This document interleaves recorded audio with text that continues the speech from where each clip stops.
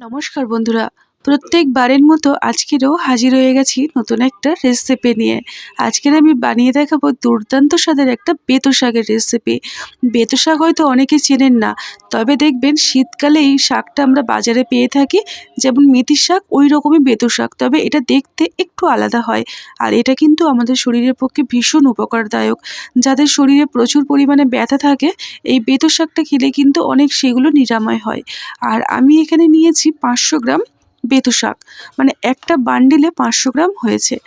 এবারে সেগুলো প্রথমে আমি কিন্তু ভালো করে ধুয়ে নিয়েছিলাম, আর তারপরে পাতাগুলোকে এই একটা একটা করে ছাড়িয়ে নেব। আপনারা চাইলে সব শুদ্ধ ধরেই কিন্তু কুচিয়ে নিতে পারেন, মানে বেছে নিয়ে তারপরে কুচিয়ে নেবেন।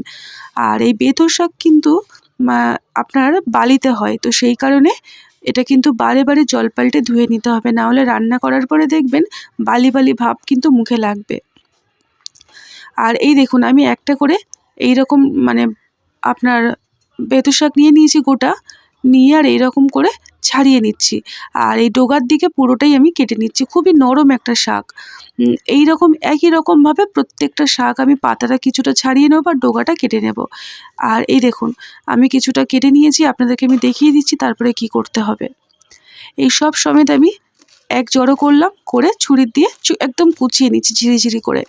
আপনারা এই কাজটা বটি দিয়েও করতে পারেন, বটি দিয়েও করলে যদি আপনাদের সুবিধা মনে হয় সেটা দিয়েও করতে পারেন। এই দেখুন, এইরকম ছোট্ট ছোট্ট করে কুচিয়ে নিতে হবে। একই রকমভাবে প্রত্যেকটা শাক আমি ভালো করে কেটে ধুয়ে পরিষ্কার করে নিয়েছি।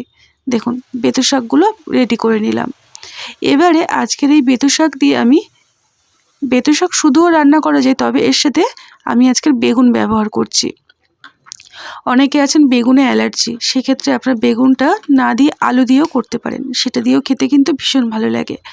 এবারে আমি এই বেগুন গোটা আমি কেটে নিচ্ছি। এখানে আমি মাকড়াই বেগুন নিয়েছি, আপনারা যে কোনো ধরনের বেগুন ব্যবহার করতে পারেন। এবারে এটাকে আমি ছোট্ট ছোট্ট করে কুচিয়ে নেব। আমি আপনাদেরকে দেখিয়ে দিচ্ছি ঠিক যেরকম মানে আমি কেটে নেব বেগুনটাকে, ঠিক সেভাবে কিন্তু আপনারাও কেটে নেবেন। তাতে করে দেখবেন খেতে কিন্তু ভীষণ ভালো লাগবে। এই দেখুন, এইগুলোকে আমি এই লম্বা লম্বা টুকরো করে নিলাম, নিয়ে এটাকে আমি এরকম করে কেটে নেব। আপনাদেরকে আমি দেখাচ্ছি, দেখুন এই রকম ছোট্ট ছোট্ট করে কেটে নিতে হবে। একই রকমভাবে কেটে বেগুনটাকেও রেডি করে নিলাম। এবারে চলুন চটপট রান্নাটি তৈরি করা যাক। আজকে রান্নাটি আমি কিছুটা পরিমাণে রিফাইন তেলে করে নেব। এই দেখুন, তেলটা ভালো করে গরম করে নিয়েছি। এবারে গরম তেলের মধ্যে অল্প একটু লবণ দিয়ে দিতে হবে। লবণটা দিয়ে ভালো করে তেলের সাথে নাড়িয়ে চাড়িয়ে নেব। এই রেসিপিটি বন্ধুরা একবার হলেও বানিয়ে দেখবেন, ভীষণ মানে লোভনীয় খেতে হয়। এবারে আমি তেলের মধ্যে প্রথমে বেগুনটাকে ভেজে নেব। যেহেতু বেগুনটা যদি এই রকমভাবে ভেজে রান্না করা যায়, দেখবেন খেতে কিন্তু খুব ভালো লাগে। আর বেগুন কিন্তু প্রচুর পরিমাণে তেল টানে, তাই চেষ্টা করবেন একেবারে পুরো বেগুনটা দিয়ে ভালো করে নাড়িয়ে চাড়িয়ে ভেজে নিতে।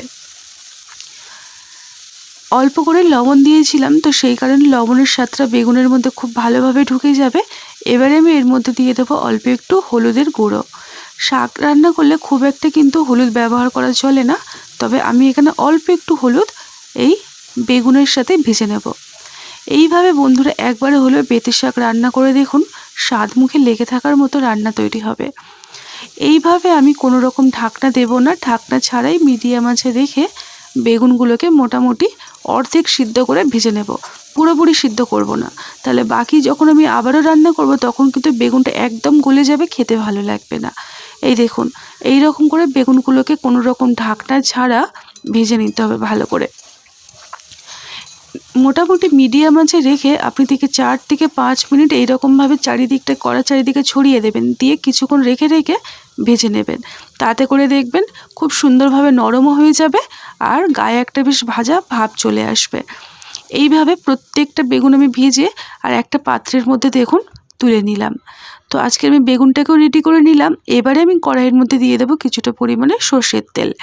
বেগুনটা ভাজার জন্য সাদা তেল, আর শাক ভাজার জন্য আমি সর্ষের তেল ব্যবহার করলাম। 2 রকম তেল দিয়ে রান্না করছি, আপনারা চাইলে যে কোনো এক রকমের তেল দিয়েও রান্নাটা করতে পারেন। এবারে তেলের মধ্যে আমি দিয়ে দেবো 4 থেকে 5টা রসুন থেতো করে নেওয়া, আর দিয়ে দেবো এখানে কাঁচা লঙ্কা মাঝখান থেকে ফালি করে নেওয়া, আর দিয়ে দেবো ছোট্ট সাইজের একটা পেঁয়াজ কুচো। এই সমস্ত উপকরণ ভালো করে ভেজে নেব যতক্ষণ না পেঁয়াজটা লালচে করে ভাজা হচ্ছে। এই রকমভাবে বন্ধুরা একবার হলো বেথু শাক রান্না করে দেখবেন, স্বাদ মুখে লেগে থাকবে। পেঁয়াজটা দেখবেন ব্রাউন কালার হয়ে যাবে আর একটু নরম হয়ে যাবে, তারপরে আমি এখানে দিয়ে দেবো আগের থেকে কেটে ধুয়ে রাখা বেথু শাক। এই বেথু শাকটা কিন্তু যেমনই টেস্টি খেতে হয় আর ভীষণ কিন্তু উপকারী হয়।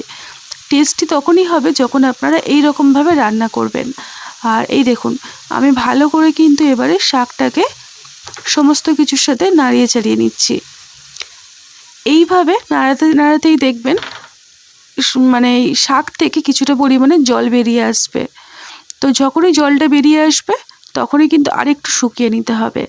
এবারে আমি শাকের মধ্যে দিয়ে দিলাম প্রয়োজন মতো লবণ আর দিয়ে দেবো খুব সামান্য পরিমাণে হলুদের গুঁড়ো। বেগুনে যেহেতু আগের থেকে আমি লবণ দিয়ে ভেজে রেখেছি, তো সেই কারণে এই শাকটা যখন আমি ভাজবো অল্প করেই লবণটা দিতে হবে, মানে প্রয়োজন মতো দিতে হবে। এবারে বেথু শাকটাকে খুব ভালো করে নাড়িয়ে চাড়িয়ে নিচ্ছি। এইভাবে ভালো করে নাড়িয়ে চাড়িয়ে বেথু শাকটাকে আমি একদম শুকনো শুকনো করে নেব। দেখুন কতটা পরিমাণে জল বেরিয়ে এসেছে। এই শাকটা কিন্তু খুব নরম আর একটুতেই দেখবেন জল বেরিয়ে আসে। এবারে আমি এটাকে ঢাকনা দিয়ে কিছুক্ষণ রেখে দেব, তাতে করে শাকটা আরেকটু নরম হয়ে যাবে। মোটামুটি 2 থেকে 3 মিনিট কম আঁচে ঢাকনা দিয়ে রেখেছিলাম, এতে করে দেখুন খুব সুন্দরভাবে কিন্তু নরম হয়ে গেছে, কতটা পরিমাণে জল বেরিয়ে এসেছে। এবারে গ্যাসের আঁচটাকে মিডিয়ামে রেখে ঢাকনা ছাড়াই ভালো করে এটাকে শুকনো শুকনো করে ভেজে নিতে হবে। দেখুন পুরো জলটা কিন্তু শুকিয়ে গেছে। এবারে এটাকে আমি আরেকটু কিছুক্ষণ ভেজে নেব, নাড়িয়ে চাড়িয়ে নেব। দেখুন শাক থেকে কি সুন্দর তেল ছেড়ে দেবে আর কড়াইয়ের মধ্যেও একটা তেলতেলে ভাব চলে আসবে। এইভাবে নাড়িয়ে চাড়িয়ে শাকটাকে প্রথমে ভেজে নেব। দেখুন একটুও কিন্তু জল নেই, পুরো জলটা শুকিয়ে গেছে। এখন আমি এখানে দিয়ে দেব বেগুন, যেটা আগের থেকে ভেজে রেখেছিলাম। ওই বেগুনটাকে আমি ভালো করে শাকের সাথে মিশিয়ে নিচ্ছি। এই রকমভাবে একবার হলেও কিন্তু আপনারা বেথু শাক রান্না করে দেখবেন। আর বেথু শাক বিশেষ করে শীতকালে আমরা পেয়ে থাকি, তাই শীত থাকতে থাকতে বেথু শাক রান্না করে খান, খুব ভালো হবে। এবারে আমি এখানে দিয়ে দেবো অল্প একটু চিনি। যেহেতু শাক রান্না করছি, একটু চিনি দিলে দেখবেন স্বাদের ব্যালেন্সটা বজায় থাকবে, খেতেও ভীষণ ভালো লাগবে। এবারে দেখুন আরও কিছুক্ষণ মোটামুটি আমি এটাকে ভাজা ভাজা করে নেব। বেগুনটা যেহেতু অর্ধেক সিদ্ধ করেছিলাম, তাই আমি এখানে ভালো করে সিদ্ধ করে নেব। আর এখানে দেখলাম লবণের স্বাদটা একটু কম মনে হচ্ছে, তাই আমি অল্প একটু লবণ ব্যবহার করলাম। এবারে খুব ভালো করে সমস্ত কিছু নাড়িয়ে চাড়িয়ে দিলাম, দিয়ে কড়ার চারিদিকটা এভাবে ছড়িয়ে দিতে হবে। দিয়ে আবার কিছুক্ষণ পরে আমি সমস্ত কিছু একদম ভালো করে নাড়িয়ে চাড়িয়ে নেব। এই রকমভাবে অনবরত আপনাদেরকে কিছুক্ষণ রেখে রেখে এটাকে ভেজে নিতে হবে। তো আজকের আমার বেথু শাক একদমই তৈরি হয়ে গেল। একটা পাত্রের মধ্যে আমি এটাকে সার্ভ করে নিচ্ছি। তো দেখুন বন্ধুরা কতটা ঝরঝরে হয়েছে আর একদম লোভনীয় হবে, খেতে কিন্তু দুর্দান্ত হয়। এই পদ্ধতিতে একবার হলো বেথু শাক রান্না করে দেখুন, স্বাদ মুখে লেগে থাকার মতো তৈরি হবে। আজকের মতো এই পর্যন্ত, আবারও আসছি নতুন একটা রেসিপি নিয়ে। টাটা।